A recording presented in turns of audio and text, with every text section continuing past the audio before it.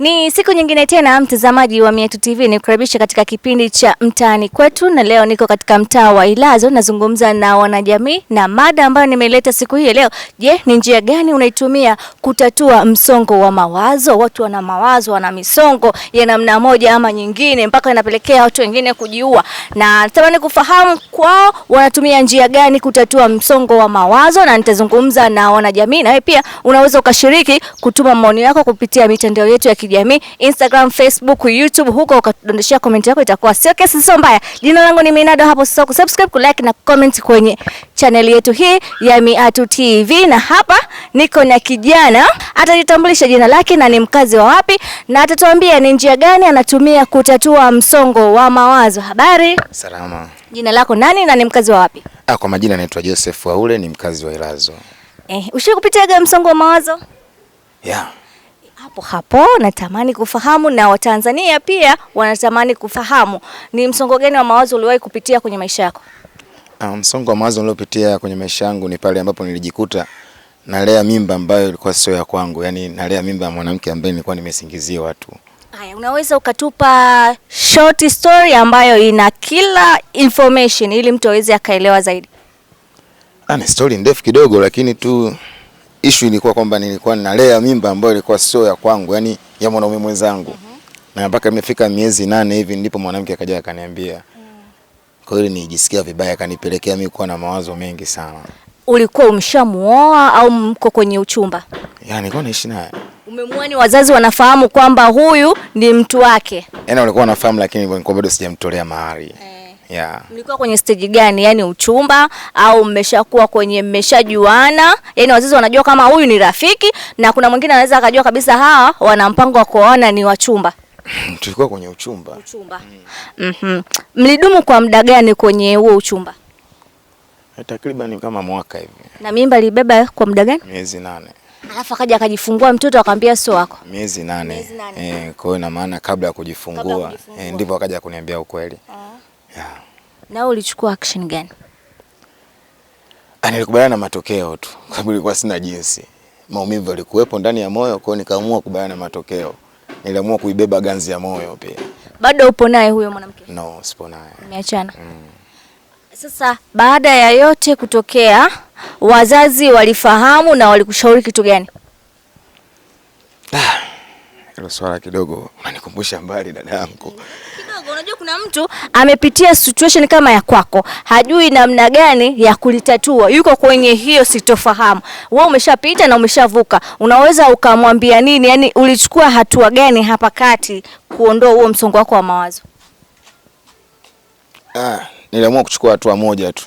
Huwa napenda sana kuingia location kwenda kushoot. Ili kutoa mawazo tu. Kama unapoingia location kushoot, woga na akili yangu woga na refresh sana. Tofauti na nikiwa nimekaa idle tu hivi. Yeah. Umemsamehe au bado unamkumbuka? Kumsamehe nimemsamehe, kwa sababu naamini kitanda kizai alamu, iko siku tu kama mtoto atakuja kumtafuta baba yake. Yeah. Sasa sungelea tu yule mtoto. Au unahofia kwamba inaweza samani kama naweza ngakukumbusha machungu, lakini uwezi jua yule mtoto ungemlea angeweza kukusaidia baadaye, au ulihofia kwamba hii damu inaweza ikamtafuta babake alafu akanisaliti? Damu hapo utanifanya nianze kulia. Unajua mtoto wa kiume kudondosha chozi ni ngumu, lakini hapo utanifanya nianze kulia. But niliamua kumsamehe kwa sababu niliamini ipo siku atakuja kumtafuta tu babake.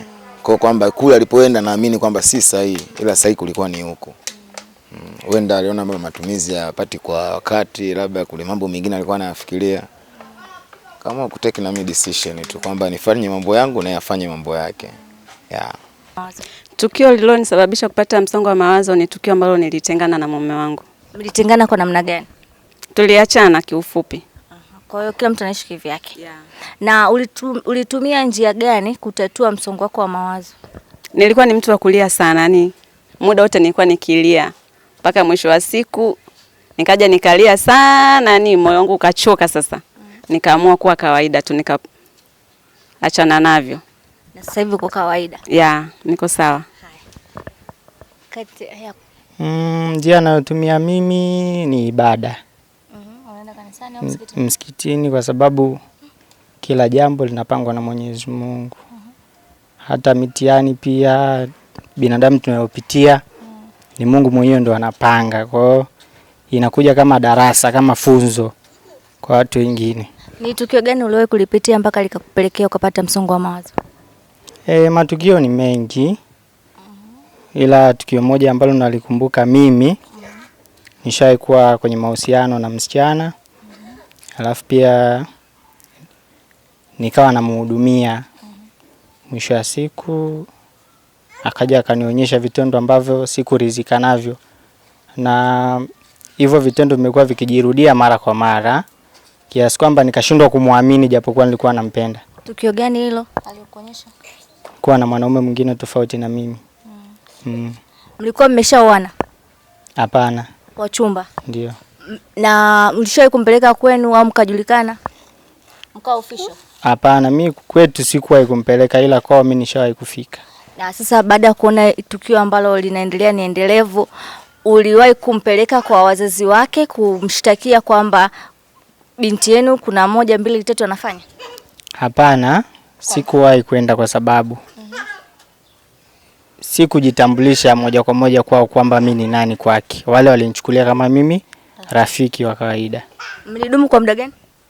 Muda miaka 4. Miaka 4 si ndoa hiyo tayari?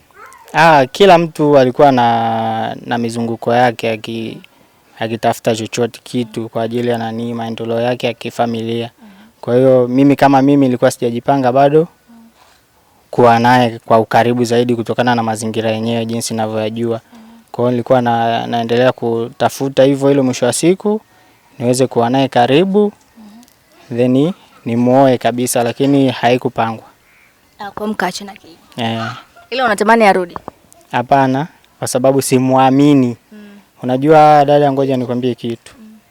Siku zote unaweza kwa vitendo anavyofanya mwenzako una uwezo wa kumpenda lakini humuamini. Ndio sababu ambayo ina uwezo kufanya kuwa na msongo wa mawazo. Yaani unaweza kupenda lakini huamini.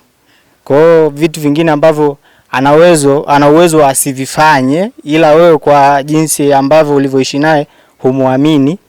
Kwa hiyo unaweza kumsingizia au kumuhisi japokuwa hajafanya vile vitendo alivyovifanya mwanzo.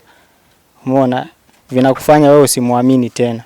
Kitu kilichosababisha paka mimi kupitia msongo wa mawazo, nilitelekezwa na mtu ambaye nilikuwa na mimba yake na yeye akaoa mwanamke mwingine.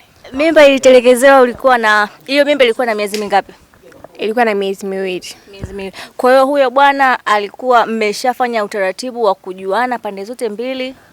Hapana, nilikuwa na mahusiano naye, ikatokea nikapata mimba, baada ya kumwambia mimi na mimba, baadaye nikaja kusikia ameoa mwanamke mwingine. Na wazazi walichukuliaje? Kwa sababu unakaa nyumbani lazima wazazi wawe wakali, unapitia changamoto kama za kusemwa, kufukuzwa nyumbani hivyo, ila mwisho wa siku unaomba msamaha, wazazi wanakuelewa, nikaendelea kuishi nyumbani. Kwa hiyo sasa baba wa mtoto anahudumia familia au ameamua tu kwenda na mwanakwenda wake? Hivyo tu haieleweki. Ulitumia njia gani kutatua huo msongo wa mawazo? Njia ambayo nilitumia kukaa na marafiki zangu, kutokukaa peke yangu, kusikiliza music hivyo, nikajikuta mawazo yanaisha. Asante.